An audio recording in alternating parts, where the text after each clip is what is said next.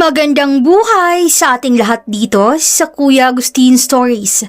Ito pong muli si Miss Regine at halina't samahan niyo akong muli sa isa na namang panibagong kwento na magpapagigil at magbibigay aral sa ating lahat. Pero bago po natin simulan ang kwento natin for today, basahin muna natin ang comment of the day. Ito ay mula kay Marcelina Canseco. Ang sabi niya, "Pag mambababae ang asawa mo, huwag kang maingay. Sa halip, hulihin mo siya.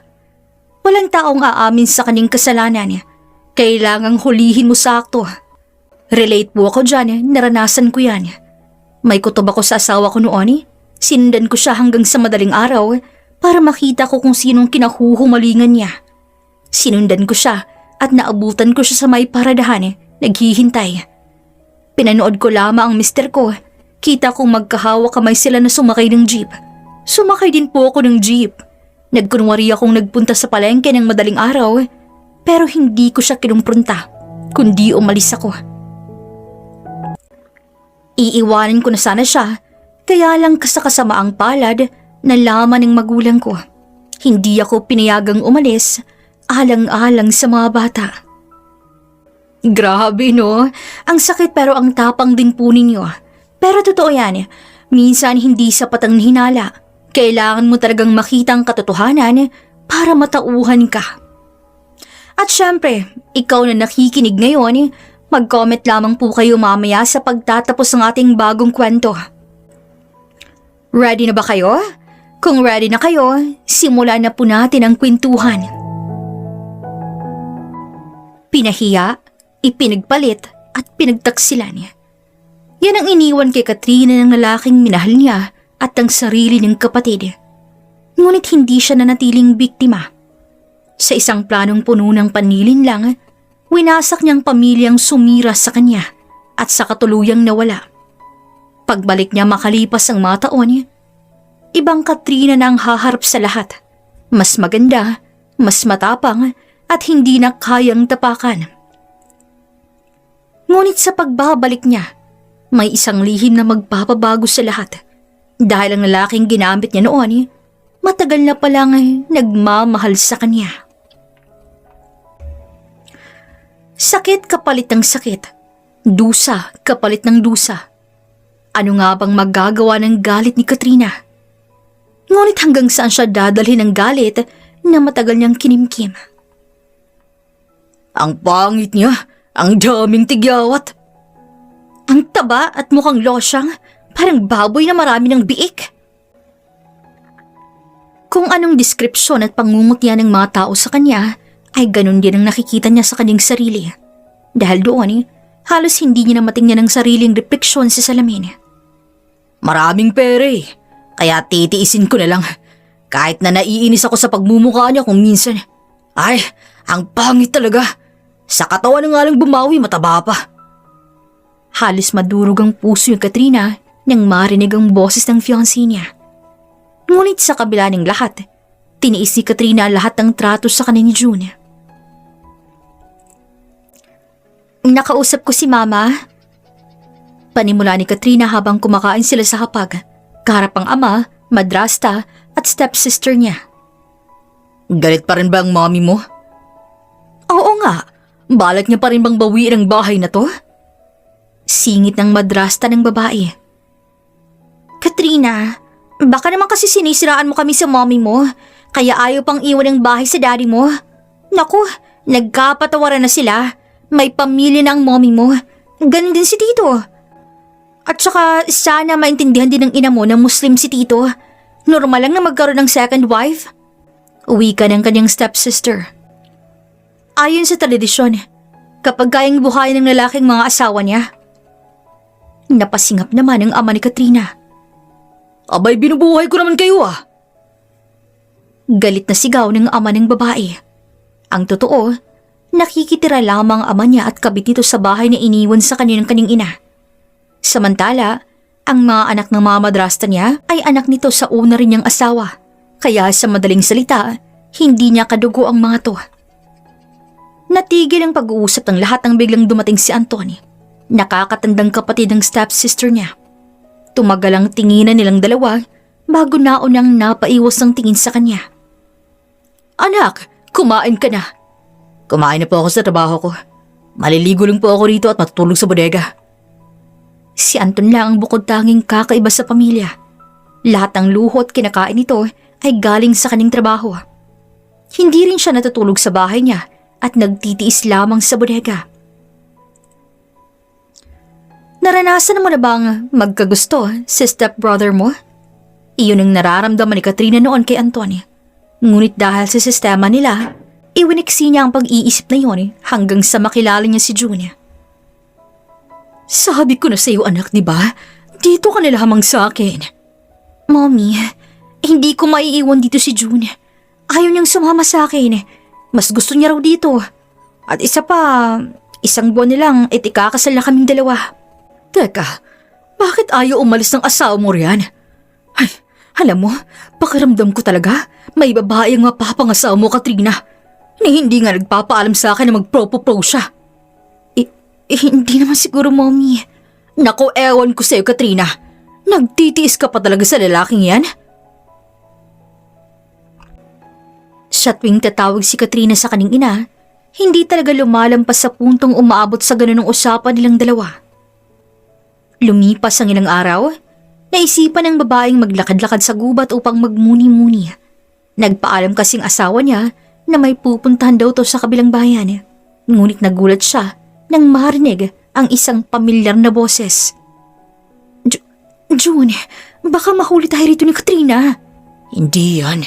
Sabik na ako sa Kayla. Halos kapusin si Katrina sa paghinga. Nagtago siya sa mga matatayag na damo at bahagyang sumilip doon. Halos madurog ang puso niya nang masaksihan ang kanyang stepsister at fiancé na gumagawa ng kababalaghan. Tanging pang itaas pa lamang ang walang saplot, halatang mag-uumpisa pa lamang silang gumawa ng milagro. Kung kayo ang nasa sitwasyong to, ano kaya ang magagawa ninyo? Nilunok ni Katrina lahat ng sakit. Kinuha niyang cellphone at binidyohan ang dalawang taksil. Naikuyom ni Katrina ang kamao niya habang naglalakad pabalik sa bahay nila. Hindi pa natapos ang sakit. Panibagong pagdurog na naman ang bumungad sa kanya. Hindi na pwedeng magtagal pa si Katrina rito. Hanggat nasa kanya ang bahay, tayong dihado. Napahinto si Katrina sa paglalakad. Dahan-dahan siyang napaatras at nagtago sa gilid ng pinto nang marinig ang boses ng kanyang madrasta. Ano ang gusto mong mangyari? Anak ko pa rin siya. Anak mo, oo. Pero hindi siya ang pamilya mo ngayon. Tayo ang dapat mong unahin. Isipin mo, kapag napaalis natin siya rito, mapapasa atin ang bahay. Wala nang pakialam ang asawa mo rito. Marami na yung pera. Kahit may trabaho ka, baka darating ang araw na karmahin ka dahil galing sa nako ng mamayaman yung pera mo. Tandaan mo, kurap na mayor ka rito sa lugar natin. Hinaan mo nga yung boses mo. Baka may makarinig pa sa'yo rito. Paano naman natin sisirain si Katrina? Ewan ko kasi sa batang yun eh. Gusto pa talaga ng prasahan. Ayaw umalis eh. Sirain natin siya hanggang sa siya na mismo ang kusang umalis. O kaya, gawa natin ang skandalo. Yung tipong wala na siyang mukhang ihaharap sa iba. Ipakidnap na lang kaya? Alam ko na. Sagasaan na lang natin. Uutusan ko si Anton na gawin yun. Hindi ba masyadong mabigat yun? Mas mabigat kung mawawalan tayo ng tirahan. Huwag kang magpakaawa ngayon. Noon nga nagawa mong iwan ng nanay niya para sa akin eh. Ngunit bago pa nila gawin yun hindi nila alam, unti-unti na palang gumagawa si Katrina ng plano. Ilang araw siyang nagpanggap na wala siyang narinig o nakita mula sa pamilya. Ngunit sa loob-loob ng babae, gusto niyang maghiganti. Eto na ho yung inuutos niyo sa akin, ma'am. Meron pa po ako mga nakuhang litrato rito. Sisend ko po sa email ninyo. Wika nang kinuha ni Katrina ng investigador para imbestigahan ang maruming background ng kanyang madrasta. Hindi siya makapaniwala na sa kabila ng malinis sa pagpapakilala niya sa kanyang sarili, may tinatago pala tong dumi sa nakaraan. Habang naglalakad si Katrina pa uwi, nagulat siya nang biglang sumurpot si Anton sa harapan niya. Ngunit imbis tumingin to sa kanya, nakatingin to sa lalaki nasa kanyang likuran. Nakasuot ni jacket at halatang tinatago ang muka. Masama pa ang tingin nito sa estranghero. Halata namang nataranta ang lalaki at mabilis tong umalis. Anton, ihatid na kita. Sa kabila ng pagtataka ay sumunod na lamang si Katrina. Hindi niya namalayang tuloy-tuloy na ang paghatid sa kanyang lalaki na para bang binabantayan o pinoprotektahan siya nito sa kung sino. Saan ka pupunta? Tawag bigla ni Katrina kay Anton. Napalingon ng stepbrother niya sa kanya. Simula nung makilala niya to, iba to sa mga tao sa bahay. Tahimik lamang ang lalaki at walang gulo. Madalang niya rin tong makitang nagsalita dahil mas tutok to sa pagbabasa at paglilinis ng nasa labas ng bahay. Dahilan para magustuhan niya to. Bibinyagan ko ang itanim mong bulaklak nung nakaraan. Wala kang trabaho? Day off ko. Kaya pala ang lulusog ng tingnan ng mga tinanim ko kahit minsan ko lamang binyagan. Ikaw palang nag-aalaga ron. Dapat araw-araw mong binibinyagan para hindi mabilis mamatay. Tahimik na pinanood ni Katrina si Anton. Nang mapansin ng lalaking hindi pa siya umaalis, ay napalingon si Anton sa kanya. Pwede bang sumama? Kagatlabing wika ni Katrina. Napansin niyang bahagyang natigilan si Anton sa kanyang sinabi. Hindi niya rin itong masisisi. Ngayon niya lamang kasi ito nakausap ng ganito katagal. Nasaan ang asawa mo? Baka magselos yun sa ating dalawa. Magsiselos? Bakit magsiselos? Magkapatid naman tayo eh. Mapait na wika ni Katrina. Kaagad nasakop ng isip ng imahe ni Nakalat June sa gubat. Hindi tayo magkadugo. Wala namang pakalam sa akin yon. Hayaan mo na lang na sumama ko sa'yo. Tutulong ako, Anton. Sa huli, napabuntong hininga na lamang ang lalaki at napilitang pumayag. Nang makarating sa hardin, walang ginawa si Katrina kung hindi panoorin si Anton sa pagbibinyag. Habang pinapanood nito, palihim na siyang gumagawa ng planong sirain ang pamilya nito, katulad ng pagplanong pagsira din sa kanya. Tapos ka na? Tanong ni Katrina nang makitang nililigpit na ni Anton ang mga gamit. Patapos na. May gagawin ka ba pagkatapos nito? Wala naman ah. Gusto sana kitang yayaing mag-picnic. Biglang napatigil si Anton sa ginagawa at napalingon kay Katrina. Saan naman? Sa gubat sana. Sige, kung yan ang gusto mo. Napangiti ng malapad ang babae. Kaagad na naghanda si Katrina sa mga dadalhin nila. Napahigpit ang hawak ng babae sa plastic bottle na hawak-hawak niya. Magbabayad sila sa lahat ng mga kasalanan nila sa akin. Galit niyang wika. Wala nang pakailam kung sinong inosenteng madadamay, lalong-lalo na si Anton. Nang makarating sa gubat, inilapag ni Katrina sa damuhan ng mahabang tela. Upo ka. Tahimik namang napaupo si Anton sa kanyang tabi. Sorry, kahit mahaba ang tela medyo hindi tayo kasya. Ang taba-taba ko kasi. Mapait siyang napatawa. Ngunit natigil siya sa pagtawa ng yun nang makitang seryoso lamang ang stepbrother niyang nakatitig sa kanya. Tila ba hindi natuwa sa sinabi niyang yun. Hindi ko gusto na ginagawa mong katawa-tawa ang sarili mo. Kung yan ang nakikita nila sa'yo, problema na nila yun. Pero wag mo nang ulitin sa sarili mo. Hindi mo kailangang malitin ang sarili mo para lamang magkasya sa mundo ng iba. Natigilan si Katrina sa narinig. Katrina, I know you're in pain. Pwedeng magsinungaling ang bibig at kilos mo, pero hindi ang mamata mo. Alam ko kung bakit mas gusto mo rito. Tahimik at malayo sa magulong mundo mo. Malaya ka rito, Katrina. Ibuhos mo lahat ng emosyon mo. Lahat ng sakit na nararamdaman mo ngayon. Wika ni Antonio na para bang alam na alam nito ang pinagdadaanan niya. Hindi na malaya ni Katrina na unti-unting nagbadya ang kanyang luha hanggang sa nauwi ito sa malalim na hikbi. Kagad siyang hinila nito at niyakap. Makalipas ang ilang minuto, nanatili sila sa ganung ayos kahit tumahan naman na si Katrina. Maya-maya pa'y napaangat ang tingin ng babae sa kalangitan at napagtantong malapit ng dumilim. Nauuhaw ako, Katrina. May baon akong tubig rito. Wika ni Katrina at napakalas sa pagkakayakap sa lalaki. Naikagat ng babae sa ibabang labi niya. Tinitimbang ang magiging desisyon kung anong plastic bottle ang ibibigay. Sa kanya ba? O ang inihanda niya kay Anton?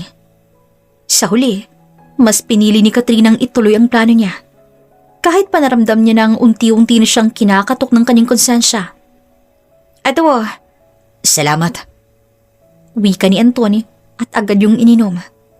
Inubos niya ang laman na para bang nauuhaw. Napapikit si Katrina nang mariin niyang kunin ang plastic bottle.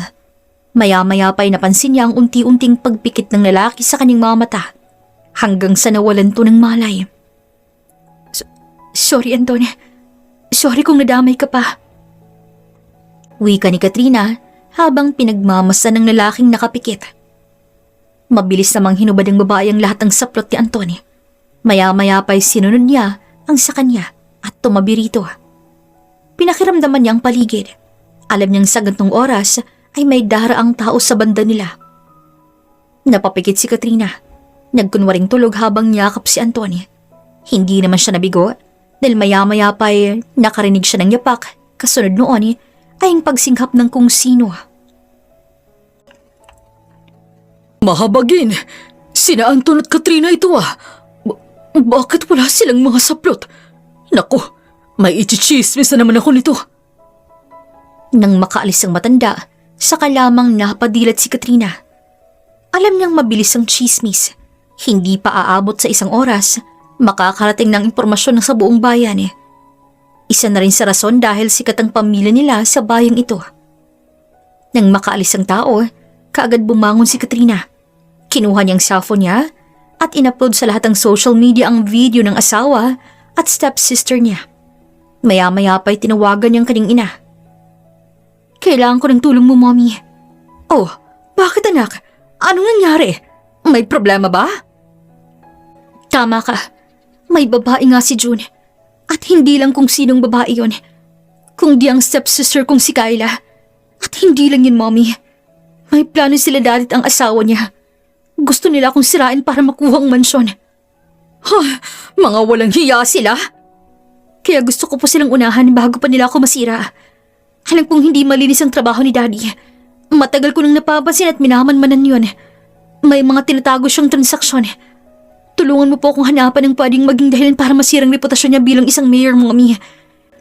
Kailangang mailantad yung mga taong niloko niya at mga record tinago niya.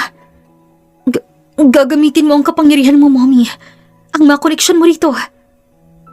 Sandaling natahimik ang ina ni Katrina. Alam niyang ayaw nito sa gulo.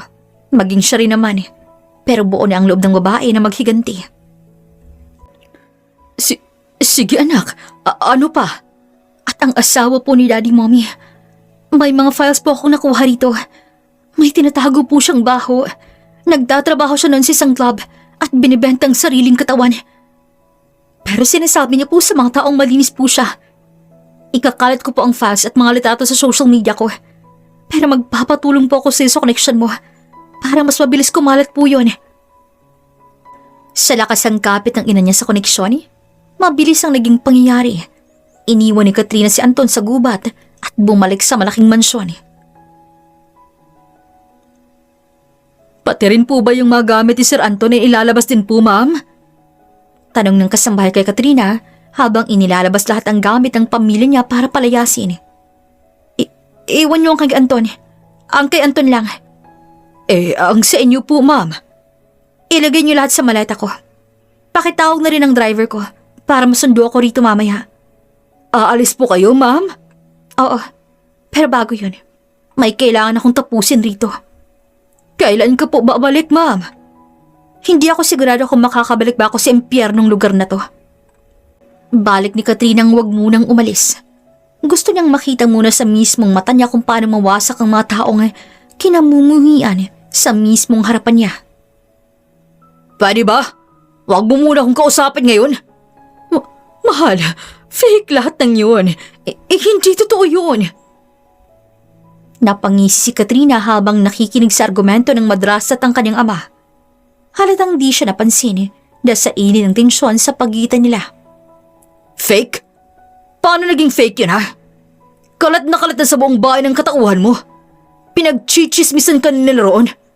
Sinisira mong reputasyon ko. Pati tuloy ang paniloko at pagnanakaw sa mga tao ay nahalungkat na rin. Ikaw lahat ang may kasalanan nito. Mahal, baka nagkakamali ka. Sa ganun lang ay lalabas ang baho mo?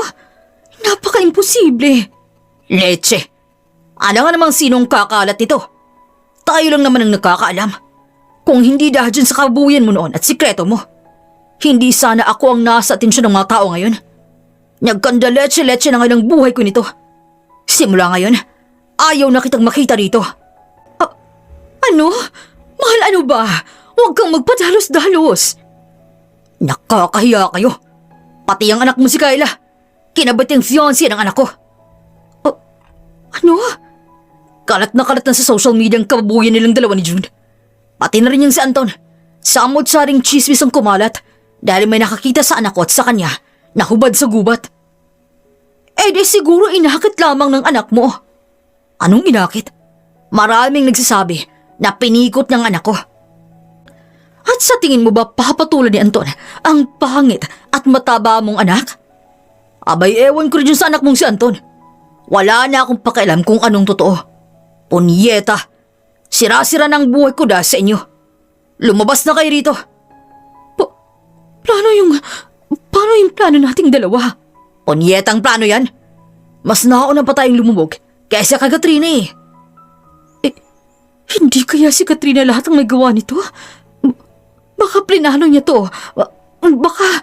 Oh, bakit? Hindi niyo ba na-enjoy? Kasi ako, enjoy akong panoorin kayo. Singit ni Katrina sa usapan habang nakangisi. Ikaw ang gumawa ng lahat ng to? Oh, bakit? Anong ginawa ko? Inunahan ko lang naman kayong lahat eh. Kaysa naman maunahan niyo ako, no? Di mas lalo akong kawawa nun. Maya-maya pa mas lalo nag-init ang tensyon eh, nang dumating sina Kyle at June. Katrina, bakit mo naman kinalat yung video? Dapat kinumpronta mo ako kung ganon. Bakit umabot sa ganon? Ano na lang iharap ko sa mga tao nito? Hiyang-hiyang sigaw ni Kyle sa kanya. Katrina naman, sana naman pinag-usapan natin itong mabuti bago mo gawin yun. Ikakasal na tayong dalawa sa susunod na buwan. Paano mo ako mapagmamalaki sa mga kakilala mo kung ganun ang ginawa mo? Kalat na kalat sa social media ang video. Kasal? Naririnig mo bang sarili mo, ha, June? Sa tingin mo ba magagawa ko pang magpakasal sa isang katulad mo? Ang kapal naman ng mukha mo. Hindi ako ganun katanga, June. Akala mo hindi ko alam? Nakaya mo lang akong gustong pakasalan para mapasayo rin lahat ng kayamanang meron ako. Lahat kayo, pinagkaisahan ako. Katrina, anak. Huwag na huwag mo akong tatawagin anak. Simula ngayon, kalimutan mo ng pamilya tayo. Sisiguraduhin ko na sa araw na to, hindi gaga ng buhay niyo habang buhay. Ibabalik ko lamang sa kita dinulot niyo sa akin at sisiguraduhin kong masobra pang mararanasan niyo. Hindi kayo makakatulog na hindi naghihirap. Ano? At anong gagawin mo sa amin, ha? Ipapapatay mo kami? Pahihirapan? Hindi pa ba sapat tong kahiyang dinulot mo sa amin? Sa akin? Di mabilis lang ang dusa niyo, Kyla, kung gano'n eh. Di mabilis lang kung kikitilin ko ang buhay niyo. Hindi pa nga ako nag-e-enjoy masyado eh. Nagsisimula pa lang ako.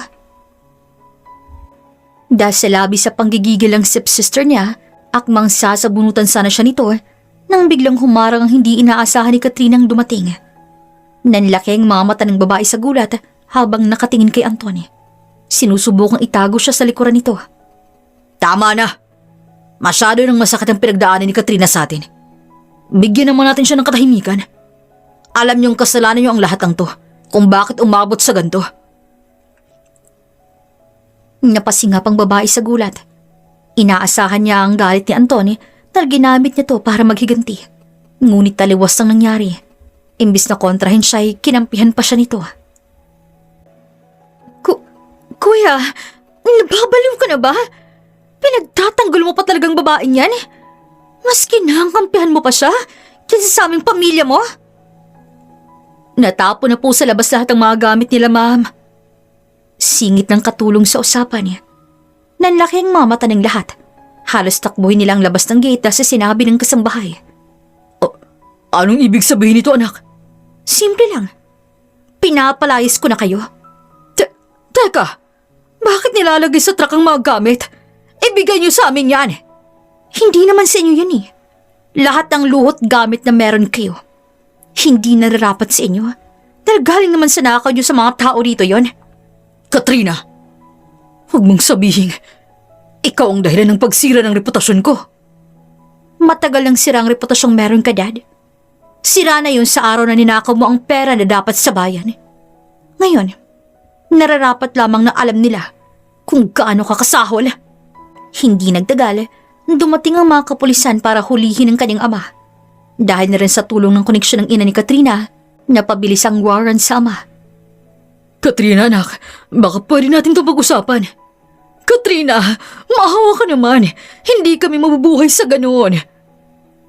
Umiiyak na habol ng madrasta, ngunit walang kahit anong emosyon ang mababaka sa mukha ng babae. Sinira mo ang buhay namin! Wala kang puso! Galit na sigaw nito habang pilit hinahabol ang mga gamit nila na isinakay sa truck. Katrina, pwedeng pag-usapan pa natin to. Saad naman ni June, ngunit hindi na siya pinansin ng babae. Isa-isa silang kinaladkad palabas ng gate. Ang malalakas na sigawan, iyakan at paninisi ay unti-unting napalitan ng katahimikan habang palayo ng palayo ang mga sasakyan. At sa unang pagkakataon, tumahimik ang buong mansyon. Ma'am, dumating na po ang driver na pinapatawag ho ninyo. Handa na po ba kayong umalis? Pakiramdam ko'y kailangan mo rin po magpahinga. Hindi madaling pinagdaanan mo sa kanila. Sisiguraduhin po namin na hindi na po sila makakatapak rito. Ikaw ang itatalaga ko rito sa mansyon, Manang. Kapag tatapak muli sila rito, hindi lang ganun ang matitikman nila sa akin. Kung ngayon ay ubos na sila, baka mas gawin ko pang masikip ang mundo nila kapag ganun. Paano po yung nakakatandang anak ng madrasta mo, ma'am? Siya na lang po ang naiwan. Ano pong gagawin mo sa kanya? Doon lamang napagtanto ni Katrina na biglang nawala si Antonio. Inilibot ng paningin niya ngunit wala na ito. Nasaan po siya? Ay, ewan ko ho, ma'am. Bigla na lang pong nawala eh. Pwede niyo po ba siyang hanapin? May sasabihin lamang po ako sa kanya. Ani Katrina, ngayon lamang muli siyang nakaramdam ng suntok sa kanyang konsensya. Nagtagumpay ang babae sa kanyang plano. Ngunit tama pang gumamit ng inosenteng tao para makuha ang gusto niyang mangyari. Ano sa tingin mo ang koneksyon kung bakit ginawa yun ni Katrina? Kung sa gayong pwede naman siyang gumawa ng ibang paraan para maghiganti. Ma'am, hindi po namin nakita si Sir Anton. Nilibot na po namin ang buong mansyon pero wala ho talaga. Hayaan niyo na po. Pero kung sakaling magpakita po siya ulit, pwede po bang pakisabi sa kanyang siya nang bahala sa mansyon? Pakisabi rin pong umalis na ako at hindi ako sigurado kung makakabalik pa ako rito. Huling habili ni Katrina bago nilisan ang tinuturing niyang impyernong lugar. Naging mabilis ang panahon. Hindi inaasahan ni Katrina, 5 taon na palang nakalipas ang mangyari yun. Mas lalo kang gumanda at pumayat, anak. Halos hindi na makilala yung dating ikaw. Sabi ni, kailangan mo lang talagang alagaan ang sarili mo. Masyadong stress ka lamang talaga noon sa nangyari. Uwi ka ng ina ni Katrina habang bumabiyahe. Ang dami nga pong nangyari, Mommy. Sa 5 taon, ang huling balita ko, baon na baon ang pamilya ni June sa utang. Yung si Scarlett ang ina niya naman, namamalimos na lamang po sa daan at sa kasada natutulog. Samantalang si Daddy, nakakulong na. Dapat lamang sa kanila yon. Tama lang na ipaghiganti mo ang sarili mo. Hindi ka dapat katulad ng mga pelikulang napapanood kung tumatanggap lamang ng pang-aapi. Inapi ka man sa simula, dapat matuto kang lumaban. At ganun nga pong ginawa ko. Yung nakakatandang anak ng madrasta mo, may balita ka na ba sa kanya? At bakit ba yun ang ginawa mo sa kanya? Bakit mo siya dinamay? Hindi naman connected yung ginawa mo sa kanya sa paghihiganti mo. Pwede ka namang maghiganti nang hindi mo ginagawa ang bagay na yun. Hindi ko nga po alam kung bakit ko po ginawa yun, Mom. Pero sa kabila po ng ginawa ko sa kanya noon, pinagtanggol niya pa rin po ako sa lahat. Ngayon pakiramdam ko, hindi na ako mapapatawad noon.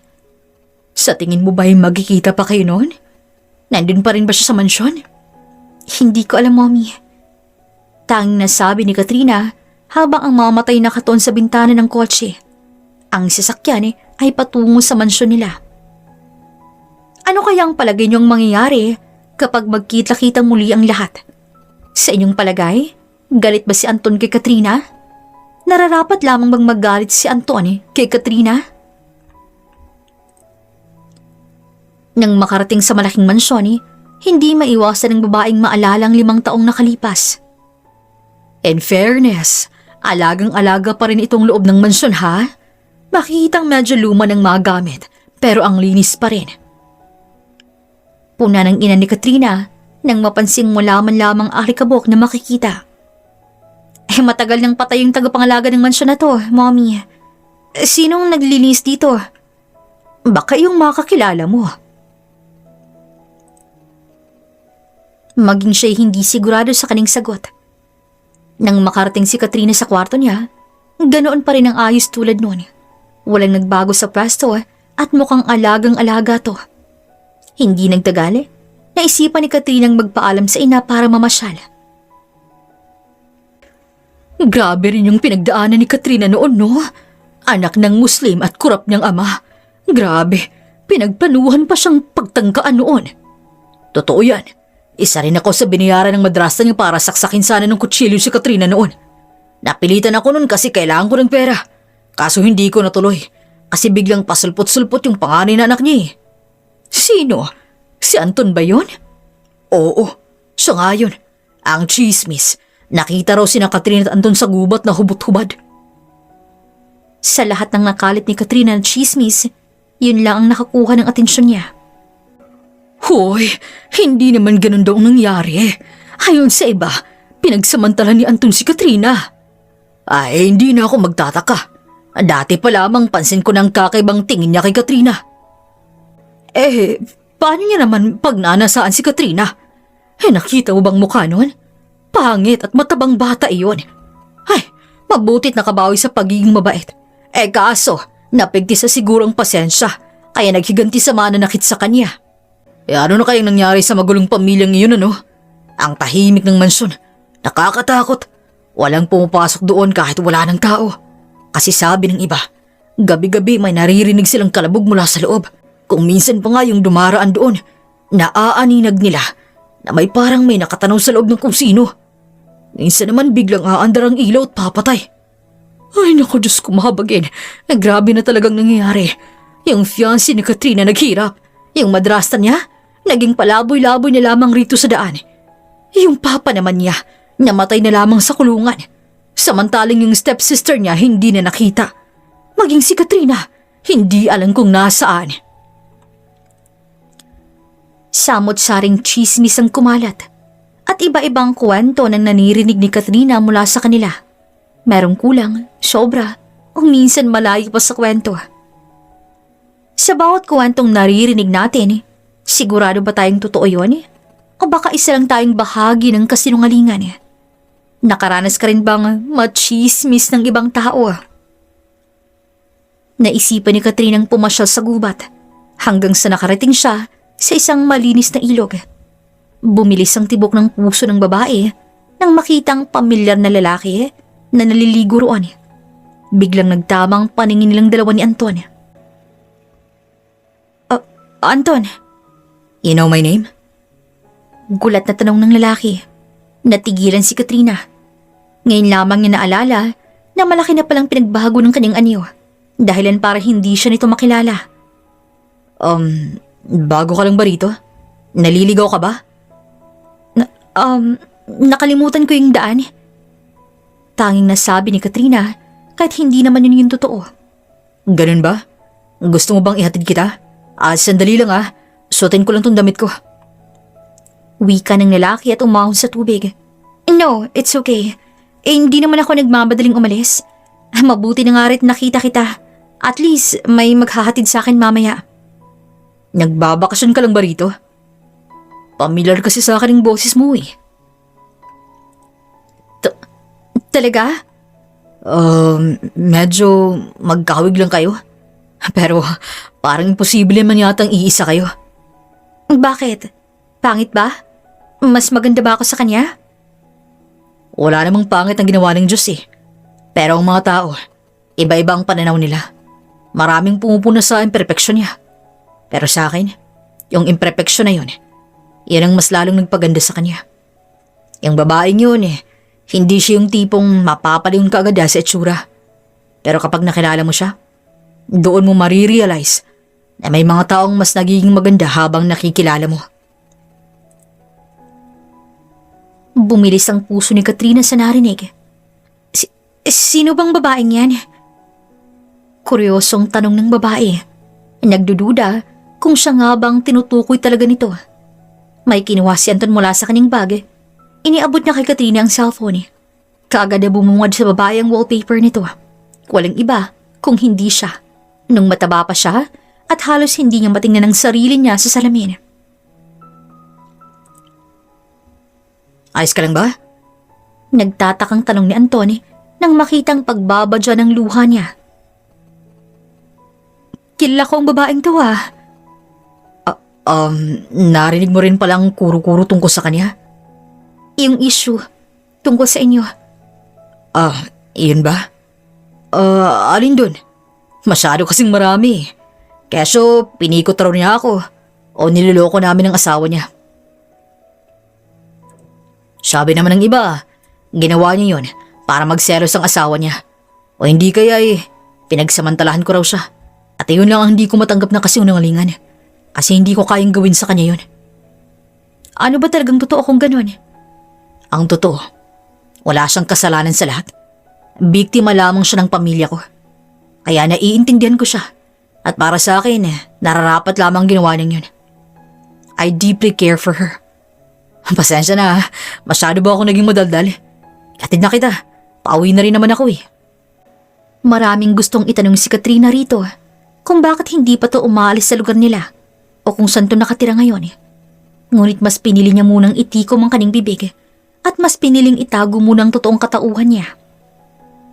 Ngunit ano sa tingin ninyo ang rason kung bakit pating paggagamit kay Anton ay ginawa niya? Maging alam naman nating parang walang koneksyon yon sa kanyang paghihiganti. Okay na ako rito. Salamat sa pagsama sa akin ha. Walang naman yun. Nga pala, anong pangalan mo? Napalunok si Katrina. Palihim siyang nagpasalamat nang biglang tumunog ang cellphone niya. Sagutin ko muna ang tawag ha. Pasensya na. Okay lang. Alis naman ako eh. Salamat din sa pakikinig ha. Wika ni Anton bago umalis. Walang magawa si Katrina kung hindi sundan lamang ng tingin ng lalaki hanggang sa mawala to sa kaning paningin. Kinagabihan, hawak-hawak ni Katrina ang cellphone habang kausap ang ina sa kabilang linya. Oo na, Mommy. Mag-iingat po ako rito. O siya, sige na. Bababa ako na itong tawag. Tawagan mo na lamang ako kapag may kailangan ka ha. Pasensya na, umuwi ako kaagad. May emergency kasi bigla sa trabaho. Pagod na ibinagsak ni Katrina ang sariling katawan sa kama. Ngunit kaagad na wala ang antok niya nang may marinig na kalabog mula sa baba. Nagtatakang lumabas siya ng kwarto. Pagkarating sa baba, nagulat siya nang makitang bukas ng ilaw. Biglang naalala ni Katrina ang chismis sa misteryosong mansyong ito. Nang makarating si Katrina sa kusina, kumuha siya ng kutsilyo mula roon. Sino yan?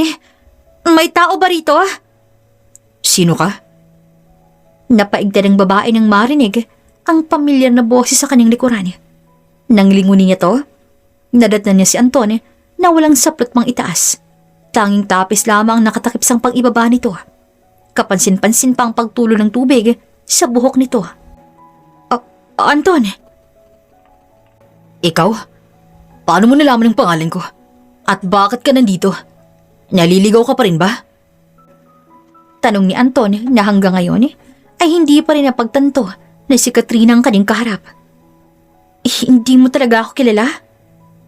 Teka, relatives ka ba ni Katrina? Alam mo ba kung nasan siya? Anton, ano ka ba? Ako to, si Katrina. May konting pagbabago lamang sa piskal na anyo ko. Hindi mo na agad ako nakilala? Kitang-kitang natigilan ng lalaki. Tinitigan siya nito ng mabuti na para bang tinitimbang kung nagsasabi pa talaga siya ng totoo. Paano ko malalaman kung nagsasabi ka ng totoo? Ano bang gusto mong marinig? Ginamit kita noon para maghiganti sa pamilya mo. Pinainom kita ng pampatulog at hinayaan ng samot-saring chismis tungkol sa ating dalawa. Alam mo kung bakit ko ginawa yun? Kahit mukha namang walang kakwenta-kwenta yung ginawa ko. I want you to be alone in life. I don't think other women deserve you. Your kindness. Ayokong tingnan mo ang ibang babae katulad ng kung paano mo ako titigan, Anton. Pero pasensya na kung anong ginawa ko ang naging dahilan kung bakit nasira ang pangalan at katauhan mo. Gusto kitang ipagdamot kasi bago ko pa nakilala si June, napapansin na kita. The way you look at me, pakiramdam ko parang malulunod ako. Pero alam kong mali kasi sa paningin ng lahat, magkapatid tayo at hindi naman talaga tayo magkadugo. And yes, I fell in love with June eventually. Sinubukan kong baliwalain ka noon. Kaya madalas lamang tayong mag-usap dahil doon. Ikaw ba talaga si Katrina? O pinagtitripan mo lang ako? Hinding-hindi sasabihin sa akin yan ni Katrina. Alam kong galit siya sa akin. Galit siya sa pamilya ko. Kaya ginawa niya yun sa amin. Stop this nonsense and just tell me who you are. Goodness, Anton. Ako nga talaga to. Si Katrina. You're lying. Napapikit si Katrina ng marienda sa inis. Dahan-dahang napahakbang babae palapit sa kanya. Anong ginagawa mo? Kung talagang kilalang kilala mo ako, maniniwala ka sa akin dahil ako talaga to. Kilalang kilala ko si Katrina. I knew her. I knew every inch of her. Kung ganun, hahayaan kitang tingnan mo ako ng maigis sa ngutong malapitan, Anton. Hinawakan nito ang kamay ni Anton at dinala sa kanyang pisngi. Hahayaan kitang hawakan mo ako. Bumilis ang tibok ng puso ng babae. Halos kapusin siya sa paghinga ng maramdaman ng dahan-dahang paglandas ni Anton ng kamay niya sa mukha nito. Pakiramdam niya ay libo-libong kuryente ang dumalay sa buong kaugatan niya at kakaibang init ng apoy ang bumugas sa buong sistema niya. Inipit ng lalaking kanyang buhok sa kanyang tenga. Napapansin ko palagi. Sa tuwing iniipit ni Katrina ang buhok niya, makikita ang nunal sa likod ng tenga niya. Marahang wika ni Anton at unti-unting sinisilip ang likod ng tenga niya. Napasinghap bigla si Katrina. Kahit hindi niya inaasang napapansin pa yun ng lalaki dahil maliit lamang yun at hindi madaling mapansin kapag tititigan mo mabuti. May maliit na tato rin siya sa itaas ng dibdib niya. Sa kanan banda. Go on. Check it. Touch me. Halos hirap na wika ng babae. Nang mapansin na halos ayaw gumalaw nito, kinuha niyang kamay nito at dinala sa braso niya at hinayaan na si Anton sa sunod na gagawin. Dahan-dahang ibinaba ng lalaki ang strap ng sleeveless niya. Kaagad na umawa ang bra ni Katrina dahil doon. Nang makita ang tattoo, napasinghap ang babae nang biglang haplusin yun ni Anton. Wala namang mali siya sa lalaki yun. Ngunit pakiramdam ng babae ay para siyang nakuryente. Nakahinga lamang siya ng maluwag nang bitawan na siya ni Anton at inayos ang kanyang damit. Naniniwala ka na? Paano? Glow up lang ang tawag rito. Pero hindi ako nagritoke ha? Akala ko hindi ka nababalik. Akala ko rin wala ka na dito eh. Sabi ni Manang, sabi mo sa kanya, bantayin ko tong mansyon mo. Ikaw ba yung sinasabi ng mga taong multo dito sa mansyon? Napatango si Anton. Simula nang umalis ka, hindi na ako nagpakita sa mga tao. Dalang huling beses na nakita nila ako nun sa bayan. Tinapunan nila ako ng kung ano-ano. Binugbog din ako ng mga kalalakihan, lalo ng mga nakakakilala sa'yo. Kaagad namang nanikip ang dibdib ni Katrina sa narinig. Bakit nila ginawa yun? Nung nalaman ng lahat na inaapi ka ng pamilya ko, iniisip din nila na ganun din ako sa'yo. Yung sa gubat, akala nila pinagsamantalahan kita noon. Paano ka nakatago? Inilayo ko ni Manang dito at dinala sa lugar nila. Pinagsabay ko ang trabaho at pag-aaral ko roon. Nakapagtapos ka naman. Oo. Naalala ko, sabi mo sa akin, bagay sa akin maging isang engineer. Tilapansin mo noon yung mga disenyo ko, di ba? Kaya yun yung kinuha ko. Di katulad ko. Ngayon ka lang din nakabalik dito. Napailing si Anthony. Nung nag-aaral ako, nag-iipon ako para bumisita rito ng patago. Kahit 2 beses sa isang linggo lang. Simula rin nang mawala si Manang, inalagaan ko tong mansyon katulad ng habilin mo sa kanya. Mga nito lang, sa hotel ako sa umaga, pero gabi-gabi ako rito at nililisan kong mansyon. Kaya madalas sa pag-uusapan ng taong may multo rito. Hindi nila alam, ako yun. Hindi ka galit sa akin? Paano? Naiisip ko palang ginawa ng pamilya ko nun sa'yo. Iniisip ko na dapat lang sa akin yun. Dapat lang sa amin yun. Dapat lamang kaming magdusa. Pero hindi ka naman kasali doon, di ba? But I shared blood with them. Pamilya ko ang sumira sa'yo nun, Katrina. Wala kang kasalanan, Anton. Ilang beses ka nilang tangkaing saktan. And I can't do anything but to protect you secretly. Sinubukan na akong utusan ni Mami noon na pagtangkain ko ang buhay mo. Pero hindi ako pumayag. Hindi ako sang-ayon sa mga ginagawa nila sa'yo. Pasensya na kung duwag ako sa panahong yun. Hindi ako nakisali sa kanila, pero nanahimik ako. I distanced myself from them. Kaya hindi ka rito noon nakikitira sa mansyon? At doon ka lagi sa bodega namin? Napatango si Anthony at napaiwas ang tingin. Ayaw kong isipin mo na isa ako sa nang mamalit sa'yo. Maraming binayarin si Mami para pagtanggaan ang buhay mo.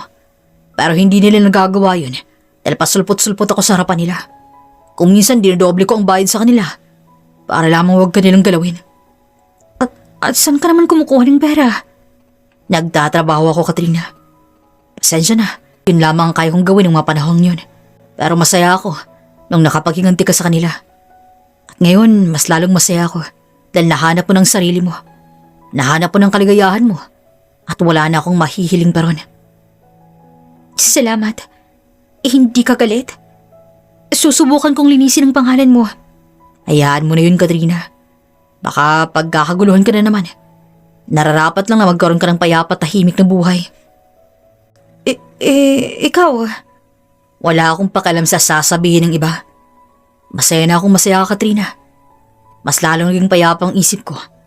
Sa ngayon, nakita na kita. Aalis ka na ba pagkatapos nito? May makailangan akong gawin bago umalis. At teka, magbibihis na muna ako. Napatango si Katrina nang tuluyan nang mawala si Anton sa kanyang paningin. Dahil nawala ang kanyang antok, naisipan niyang paglutuan ng lalaki. Ngunit nagtaka siya. Ilang minuto nang hindi pa rin bumababa ang lalaki kahit tapos na siyang magluto. Kaya naisipan niyang puntahan si Anton. Ngunit paakyat na sana siya nang madatnan niya itong naglilinis ng alikabok sa chandelier nila. Anong ginagawa mo? Ay, gabi na. Bakit naglilinis ka pa? Naglilinis ako sa gabi kapag darating ako rito. Pasensya na. Pumasok pala ako sa kwarto mo at naglinis din doon. Pinalitan ko na rin ang bedsheets at makakumot mo ron. Tama na muna yan. Bukas mo na lamang ipagpatuloy. May trabaho ako bukas eh. Baka hindi na ako makapunta rito. Mag-isa ka lang dito? Akala ko may kasama ka pagpunta mo rito. Si Mommy sana. Kaso nagkaroon ng emergency kaya bumalik muna. Hayaan mo na lang muna yan. Kumain ka muna. Pinaglutuan kita. Bahagyang natigilan si Anton sa narinig. Napatigil to sa ginagawa at bahagyang napatikhim. Ngunit kitang-kita ang kislap sa mga mata nito. Pinaglutuan mo ako? Oo, kaya halika na at kumain ka na. Nang makarating sa hapag, pinagsandukan na ni Katrina si Anton. Dahil busog pa to, pinanood lamang itong kumain. Ako nang magliligpit dito ah. Kailangan ko rin tapusin ang ginagawa ko kanina. Matulog ka na, Katrina. Ako nang bahala rito. Napabuntong hininga na lamang ang babae. Alam niyang parang ayaw talagang magpatalo ni Anthony kaya napatango na lamang siya. Dito ka na rin matulog. Pakipatay na lang ang mga ilaw kapag papasok ka sa kwarto mo. Hindi niya na hinintay ang sagot nito, kaya hindi niya alam kung sinunod ba ni Antonio o umuwi ito. Kinaumagahan, nasagot lamang yung katanungan sa isip niya nang siya'y bumaba. Sa hallway pa lang, amoy na ang ulam sa kusina. Napangiti si Katrina nang mapagtantong hindi siya iniwan ni Anton. Good morning. Naihanda ko ng makakain mo. Kumain ka na. Ipinagsandukan siya ng lalaki ng pagkain. Nakasuot din to ng formal na damit. Halatang papunta sa trabaho rito. Isamahan mo na akong kumain. Napatango naman si Anton at hindi na umangal. Pagkatapos kumain, ang lalaki ulit ang naglinis ng hapagkainan nila. Maging ang naghugas ng pinggan. Ayaw din naman siyang payagan ni Anton na tumulong. Ilak mo ang pinto kapag matutulog ka, ha? Patayin mo rin ang ilaw para hindi mahalata ng mga taong nandito ka. Huling wika ng lalaki bago ito nagpaalam na umalis. Buong araw na ginugol ni Katrina ang oras niya sa pamamasyal. Hindi na rin naman siya nakapaglinis dahil masyado nang malinis ang mansyon dahil kay Anton. Kinagabihan, dismayado si Katrina dahil hindi niya na makikita pa ang lalaki. Akmang isasara niya na sana ang pinto ng mansyon, ngunit nagulat siya nang may kamay na humarang doon. Anton! Ani Katrina nang mapagtanto kung sino to. Kaagad niyang pinaawang ang pinto para makapasok si Anton. Hindi ko kayang hindi umuwi rito eh. Wala kang kasama. Wika pa nito nang makapasok. Halatang kakagaling nito sa trabaho at dumiretso sa mansyon ni Katrina. Wala namang papasok dito. Takot sila sa multo. Kahit na, Katrina.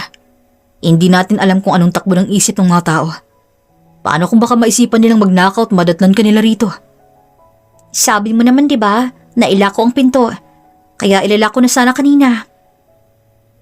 Napabuntong hininga na lamang si Anton. Kumain ka na ba? May binili akong pagkain para sa ating dalawa. Konti lang kinain ko. Tamang-tama, medyo nagugutom pa ako eh. Ani Katrina at bahagyang napahawak ng tiyan. Lock na muna natin tong pinto ha. Paghahandaan kita ng hapunan natin. Pinanood lamang ni Katrina si Anton na gumalaw. Ni hindi man lamang siya nito hinayaang tumulong. Wala akong trabaho bukas. Gusto mo bang mamasyal? Baka may makakita sa atin at makilala tayo. Ayaw mo? Of course, not. Hindi ganon. Baka kasi maulit na naman sa'yo nangyari noon. Sa tingin mo ba may pakailan pa ako dyan? But for you, for your peace, pwede na lang tayong mamasyal, mamingwit sa gubat at maligo sa lawa. Okay lang ba sa'yo yun? Bumilis ang tibok ng puso ng babae. Unti-unti siyang napatango at malapad ng umiti. Kinaumagahan, pakiramdam ni Katrina ay ganadong-ganado siya ng magising. Ngunit kahit gaano siya kaaga magising para sa napaghandaan si Anton, nadatnan niya na itong nagluluto ng almusal. Oh, ang aga mong nagising ha. Tamang-tama. Mainit-init pa tong almusal nating dalawa. Upo ka muna. Pagtitimplahan kita ng kape. Natapos ang umagang yun na magaan. Hanggang sa umabot na ng hapon at naisipan nilang maglakad sa gubat. Si Anton lahat ng nagdala ng mga gamit. Ni hindi na naman muling hinayaan si Katrinang tumulong sa kanya. Habang naglalakad, nadaanan nila ang pasto kung saan sila nagpiknik noon. Sandali silang nakapatingin at natigil doon na tila ba pareho lang ang memorya nila roon. Kaagad niya namang nakaramdam ng suntok ng konsensya si Katrina. I'm sorry, Anton. Pati ikaw nadamay sa galit ko noon. Biglang wika ni Katrina habang kasalukuyan silang namimingwit. Stop thinking about that anymore, Katrina. Kalimutan mo na yan. Wala akong galit sa'yo. Naiintindihan ko kung bakit mo ginawa yan. Ang rason kung bakit ko ginawa yun ay ayokong umuwi na may ibang babae ka. Mahinang ngunit maingat na wika ni Katrina. Ngunit matatawag bang cheating yun? Fiancé niya si June noon. Kinakahiyaman siya ngunit lihim pala siyang may pagtingin sa stepbrother niya. Kahit hindi mo gawin yun, ay hindi ko magagawang magmahal ng iba. Matagal na kitang mahal. Matagal na kitang hinahangaan. Nung niyaya mo ako magpiknik, Naramdaman kong may kakaiba sa'yo nun. Nakita kitang may nilalagay na kung ano sa plastic bottle. Ang nasa gubat na tayo at pagkatapos mong umiyak, papansin kong unti-unti kang umatras ako naman ang plano mo. Kaya hindi kita hinayaan nun. I gave you the privilege to destroy me and my family. Kaya ako mismong nagsabi sa'yo na nauuhaw ako at hindi naman. Hindi ko alam kung anong nilagay mo sa tubig, pero ininom ko pa rin yun. Kasi gusto kong makaganti ka. Kasi gusto kong makita ang galit mo at huwag nang magpaapi sa kanila. Kaya kung ano man ang ginawa mo nun, I'm proud of you, Katrina. Humahang rin ako sa'yo dahil sa kabila ng mga nangyari nakapagtapos ka pa rin ng pag-aaral at merong marangal na trabaho. Kasi ayokong isipin mo na katulad din ako ng pamilya ko. Noon pa may napansin ko ng kakaiba ka sa kanila, Anton. Di nagtagal, umabot ng buwan ng pagsasama nila sa mansyon. Mas lalong naging malapit sila sa isa't isa. Hanggang sa muling bumuo at napuko ang damdamin nila sa isa't isa. Ngunit sa pagkakataong to, wala nang harang at balakid sa pagitan nila. Teka, si Anton ba iyon? Abay, oo nga no. Iyan ba yung manyakis? Narinig nilang bulong-bulungan sa palengke nang maisipan nilang magpakita na sa mga tao. Ang kapal naman ng apog na magdala ng magandang babae. Alam ba niya ng kababuyan niya? Oo nga no. Akala niya siguro nakalimutan na natin siya at ginawa niya noon. Tumigil nga kayo. Ako yung unang nakakita kay Anton at Katrina. Nagmamahalan ng dalawa. Mukhang may relasyon at kakatapos lang sa kababalaghan ng mga yun. Kaya hindi siya pinagsamantalahan ni Anton. Ang hirap sa inyong mga chismosa. Mali-maling impormasyon ninyo. Wika ng matanda na mismong nakasaksi sa kanila noon. Napahigpit ang hawak ni Katrina sa kamay ni Anton. Umalis na lang tayo, Anton. Ngunit bago pa man makariak ang lalaki, nagulat siya nang biglang binato ng mga tao si Anton ng kung ano-anong paninda nila. Bahagyang natalsikan pa si Katrina. Ngunit nagulat siya nang imbis sa protektahan ni Anton ang sarili, bahagya pa siyang niyakap ng lalaki para wag tong madamay sa galit ng mga tao sa kanya. Hoy! Umalis ka rito! Hindi ka nababagay rito! Oo nga, manyakis! Tama na! Wala siyang kasalanan dito. Ako si Katrina. Sigaw ng babae nang hindi na makatiis. Nagkaroon ng sandaling katahimikan. Parang biglang naputol ang ingay ng palengke. Napatitig ang lahat sa babae. Gulat, duda at kuryosidad ang bubalot sa kanilang mga muka. Ako ang dapat nung harapin. Hindi ako pinagsamantalahan ni Anton. Walang katotohanan ng mga pinagsasabi ninyo. Lahat ng nangyari noon, parte ng plano ko. Ginamit ko siya para makaganti sa pamilya ko. At kahit alam niya yun, hindi niya ako pinigilan. Dahil mas pinili niyang protektahan ako kaysa ang sarili niya. Habang kayo, mabilis kayong naniwala sa chismis, gumawa ng kwento, at hinusgahan siya ng walang ebidensya. Isang salita lang, sinira niyong pagkatao niya. Pero may mga nagsabi, sabi-sabi lang. Pagputol ni Katrina sa matanda. Naramdaman niya ang paghawak ni Anton sa kanyang kamay. Ngunit hindi niya yun pinansin. Alam niyang gusto siyang patigilin ng lalaki. Sinasabing hayaan ng mga tao sa kung anong iisipin sa kanya. Ngunit sa pagkakataong to, hindi siya makakapayag. Wala ni isa sa inyo ang lumapit para alamin ang totoo. Wala ni isa sa inyo ang nagtanong kung anong nangyari sa akin. Kung may dapat kayong husgahan, ako yun. Pero hindi si Anton. Hindi siya masamang tao. Kaya kung may natitira pa kayong konsensya, itama ninyo ang pagkakamali ninyo. Hindi lang para sa kanya, kundi para sa lahat ng taong nasisira dahil sa mga kasinungalingang pinipili niyong paniwalaan. Pagkatapos sabihin ni Katrina yun, ay iniwan na nga nilang palengke. Nang makarating sa mansyon, tila may tinik na nabunot sa lalamunan nilang dalawa. Ayos ka lang? Ano ka ba? Ako ang dapat magtanong sa'yo niyan. Tingnan mo nga yung itsura mo. Ang dumi-dumi mo na, tapos ako pa talagang naisip mong kamustahin. Kumuha siya ng bimpo at maliit na lalagyan na may lamang tubig. Kaagad niya yung ipinuna sa katawan ng lalaki. Maya-maya pa ay pinunasan din ito ang mukha niya. Tahimik lamang na pinapanood siya ni Anton sa ginagawa. Ngunit napasingap si Katrina sa gulat nang makita ang sugat sa noo ng lalaki. Anton, nasugatan ka. Bakit hindi mo sinabi? Tarantang wika ng babae at kinuha ang medicine kit. Hindi naman malalim eh. Baka dahil sa buto ng baboy yun. Sorry. Biglang sabi ni Katrina at bahagyang pumiyok pa ang boses nito habang ginagamot ang sugat. Ano ka ba? Bakit ka nagsasorry? Ikaw ba yung nagtapon ng buto sa akin? Hindi naman, di ba? Kahit na, kasalanan kong lahat ng tuwi kung bakit ganito ang trato ng mga tao sa'yo. Katrina, wala kang kasalanan. Hindi mo kailangang sisihin ang sarili mo. Bahagyang hinaplos ng lalaking pisngi niya at pinanasan ng nagbabadyang luha niya. Kaya ako umuwi dito sa mansyon dahil umaasa akong nandito ka pa. Nandito ako, Katrina. Umaasang babalik ka. Bumalik ako, Anton, dahil sa'yo. Kapag hindi ka pa bumalik, nagbabalik na sana kung hanapin ka eh. Bakit mo naman gagawin yun? Katrina, alam kong maraming nagawang kasalanan sa iyong pamilya ko.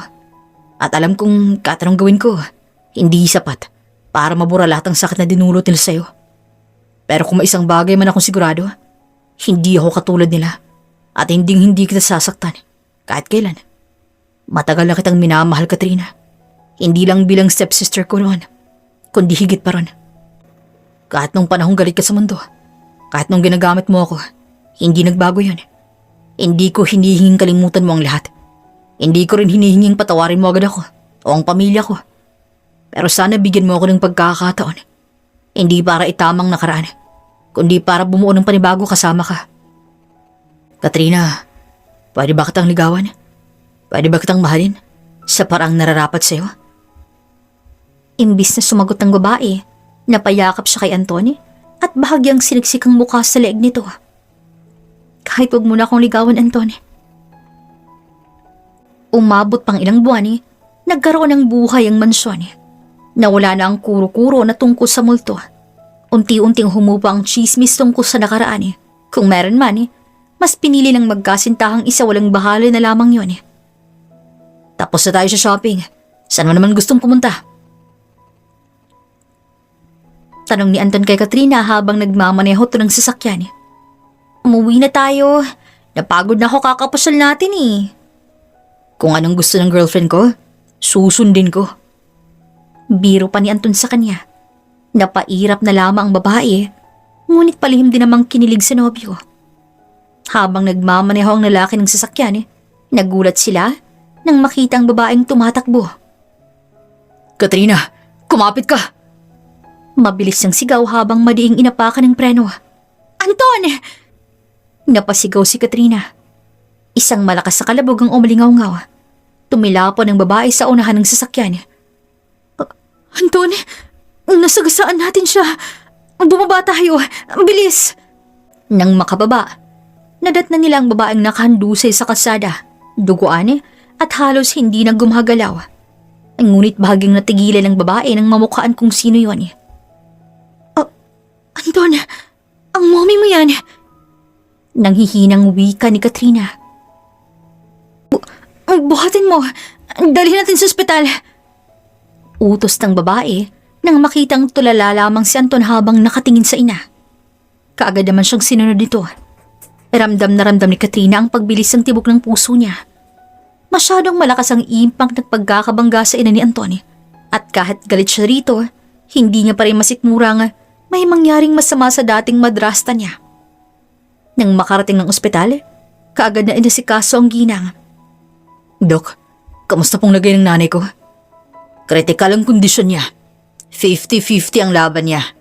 Hindi lamang dahil sa aksidente, pero matagal na rin siyang may iniindang sakit na lumala lang dahil sa impact. Pwede po ba namin siyang makita? Nang makalapit sa hospital bed ang ginang, kitang-kitang hinang-hina na ito. Ngunit nang makita sila, ay unti-unting sumila ang ngiti nito. Anton, Katrina, andito lang kami. Huwag na po kayong magsalita. Hindi na kaya. Ma, please. Tita. Patawad sa inyong dalawa sa lahat ng ginawa ko. Huwag na po muna niyong isipin ang bagay na yan. Magpagaling po muna kayo. Hindi na yata ako makakaabot. Malaking kasalanan ko sa inyo. Lalong-lalo na sa iyo, Katrina. Anton, anak, alagaan mo si Katrina. Pasensya na't nadamay pa kayo ni Kyla sa kasakaman ko. Kahit huwag niyo na po akong utusang alagaan si Katrina, ay gagawin ko po ang bagay na yan. Kung ano man pong pagkukulang niyo noon sa amin ni Kyla, pinapatawad na po kita. Masyadong maikli ang buhay para magalit. Kaya pinapatawad ko na rin po kayo. Si Kyla, nasa mental hospital na siya. Nabaliw siya.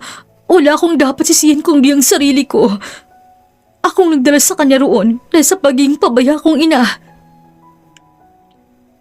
Pakiramdam ni Katrina, yun lamang hinihintay ng ina ni Anton na marinig bago to binawian ng buhay. Naisipan ng dalawa na bigyan ng maayos na libing ang ginang. Madalas na rin nilang bisitahin si Kyla sa mental hospital. At makalipas ang 2 taon, sa kabila ng sakit ng nakaraan, natuto silang magpatawad at kalimutan ang masakit na pangyayaring yon. Masyadong maraming nangyari. Salamat ha. Salamat sa kabila ng lahat ay pinatawad mo pa rin ang ina ko, Katrina. Uwi ka ni Anton habang nakayakap sa kanyang likuran. Ayokong tumanim ng galit sa puso ko, Anton. Gusto ko, buo ako kapag magkasama tayo. Yung hindi mo na kailangan pang ayusin ako dahil lamang sa may naiwan akong sugat sa nakaraan. Handa akong buuhin ka at ihilom ang sugat mo, Katrina. Kapag kasama kita, pakiramdam ko buo ako. Hayaan mong mas buuin pa kita, Katrina. Naggulat ang babae nang biglang humiwalay ng pagkakayakap sa kanya ito. Nang lingunin niya to, ay nakaluhod na to ngayon sa kanyang harapan. Bahagyang napasingap si Katrina nang makitang hawak na singsing ni Anton. Katrina, alam ko na maraming sugat ang iniwan ng nakaraan sa'yo. Alam ko rin na hindi ako perpekto at hindi ko kayang burahin lahat ng sakit ng pinagdaanan mo. Pero sa bawat araw na kasama kita, mas lalo akong nakikita kung gaano ka katatag, kung gaano ka kabait, kahit ilang beses kang sinaktan ng mundo. Hindi ko na kayang itago pa to. Ayokong dumating ang araw na tinitingnan na lang kita mula sa malayo. Mawawala ka na lamang ulit sa buhay ko. Katrina, gusto kitang makasama. Hindi lang bilang taong nasa tabi mo ngayon, kundi sa lahat ng bukas na darating. Pwede mo ba akong bigyan ng pagkakataong mahalin ka ng tama? Naalagaan ka, pakikinggan ka, at pipiliin ka araw-araw. Anton. Katrina, will you marry me? Of course. Oo naman. Pakakasalan kita. Mahal na mahal kita eh. Nanggigil ang luha ng wika ni Katrina. Sunod-sunod na naglandas ang luha ng lalaki habang ipinapasuot sa babae ang singsing. Bahagya pang nanginginig ang kamay ni Anton habang pinapasuot yun. Nang tuloy ng isuot, kaagad na niyakap ng lalaki si Katrina. Napalingon ng babae nang biglang may pumalakpak. Napangiti siya nang makitang ina na may malapad na ngiti kasamang asawa nito. Nalipat ang tingin na kay Kyla na ngayon ay mabuti ng pakiramdam at na-discharge na rin sa mental hospital. Sa kwento ni Katrina at Anton, makikita natin na ang galit, chismis at paghuhusga ng tao ay kayang sumira ng buhay at relasyon. Pero makikita rin natin na ang pagpapatawad sa sarili at sa iba ay isang mahirap pero makapangyarihang desisyon. Hindi lahat ng sugat ay nakikita. Hindi rin lahat ng mali ay madaling husgahan. Minsan, ang taong akala mong masama ay may kwentong hindi mo pala alam. Katulad ba ni Katrina, nakaranas din ba kayo ng chismis na hindi totoo? Sa tingin niyo ba deserve ni Katrina at Anton ang isa't isa kahit sa likod nila ay maraming pagkakamali at maling desisyon? At kung kayo ang nasa sitwasyon ni Katrina na alam mong maling nagawa mo noon, masisisi mo ba ang sarili mo habang buhay o pipiliin mo ring patawarin ang sarili mo? Sa huli, sa tingin ninyo, mas mahalaga bang nakaraan o ang pagkakataong magbago at magmahal ulit? Hindi man naging perpekto ang bawat desisyon, ang mahalaga ay natututo. Kaya umaasa ako na sa kwentong to, may natutunan din kayo. Dito na nga po nagtatapos ang kwentong ito. Paki-comment lamang po sa baba ang inyong mga reaksyon patungkol sa kwentong inihandog namin sa inyo. Muli, ito po ang inyong tagapagsalaysay, Miss Regine. Daghang salamat and amping!